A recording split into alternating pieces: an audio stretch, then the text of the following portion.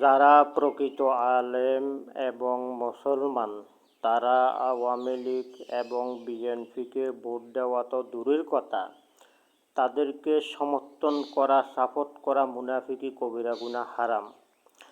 তার কারণ হচ্ছে তারা কোনো ইসলামিক দল নয়। তাদের দলের ভিতরে কোনো ইসলামিক কথা, নামাজ, রোজা, হজ, যাকাত যত ভালো কাজ আছে বা দিন কায়েমের আন্দোলন বা কথাবার্তা কোনো কিছুই বলা হয় না।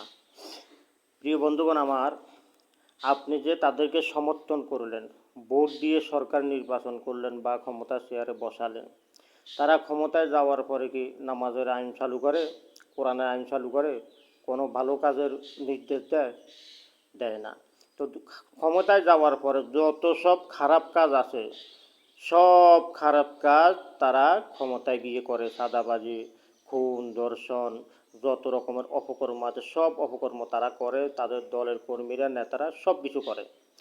তো এখন আপনি যে তাদেরকে সমর্থন করেছেন, শেয়ারে বসাছেন, হ্যাঁ, ভোট দিয়ে, তারা যত সব খারাপ কাজ করবে, সব খারাপ কাজের ভাগীদার আপনিও পাবেন, গুনাহ আপনিও পাবেন, আপনার আমল নামার মধ্যেও যাবে, কারণ আপনি সমর্থন করেছেন, সাপোর্ট করেছেন। এই জন্য এখনও সময় আছে, যে কোনো একটা ইসলামী সংগঠনে যোগ দিন, ভালো কাজ করুন, আল্লাহকে ভয় করুন।